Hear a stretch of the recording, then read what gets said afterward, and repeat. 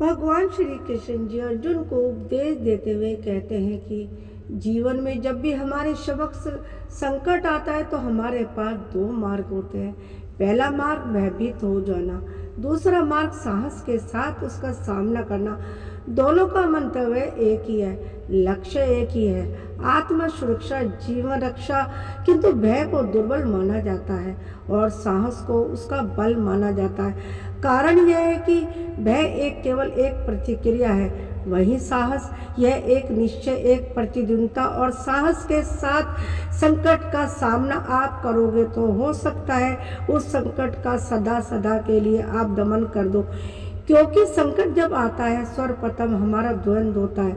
यहाँ मन उस संकट का सामना हम यहाँ करते हैं। इस हृदय को, मन को साहसी आप बना दो तो इसमें कभी भय नहीं आएगा और उस संकट का सामना करना सरल हो जाएगा, विजय प्राप्त करना सरल होगा।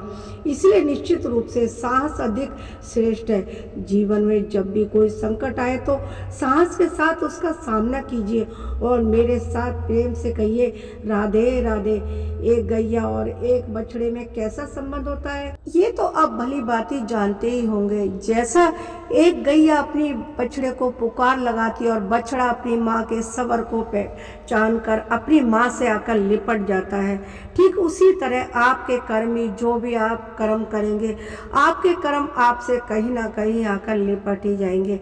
इसलिए आप कोई भी बुरा कर्म करेंगे तो आपको उसका फल भोगना ही पड़ेगा और यदि आप सत्कर्म करेंगे तो उसका भी फल आपको भोगना ही पड़ेगा। भगवान श्री कृष्ण जी कहते हैं कि भगवान एक बार गलती को क्षमा कर सकते हैं, लेकिन बार बार दोहराए गए गलती की कभी भी क्षमा याचना नहीं होती और उसे उसका फल भोगना ही पड़ता है। भोगने के लिए चाहे देरी हो सकती है, आप जो भी सत्कर्म या दुष्कर्म करेंगे उसके लिए देर या सवेर अवश्य होती है, लेकिन उसका फल आपको इस जीवन में अवश्य मिलेगा। और यदि आप कभी भी दुष्कर्म करने की सोचें तो 10 बार अपने ईश्वर को जरूर याद करें, क्योंकि यदि आप ईश्वर को याद करेंगे हो सकता है कि जो मन आपका भटका हुआ है वो सही राह पर आप आ सकते हैं। तो इसलिए कोई भी कार्य करने से पहले भगवान का नाम जरूर लें, हो सकता है आप दुष्कर्म करने से बच जाएं। तो ये तो थी श्री कृष्ण जी द्वारा दिए गए अर्जुन को उपदेश के बारे में। यदि आपको वीडियो पसंद आई तो लाइक शेयर सब्सक्राइब जरूर कीजिएगा और मिलती हूँ मैं आपसे किसी नए उपदेश के साथ। तब तक मेरे साथ बोलिए राधे राधे।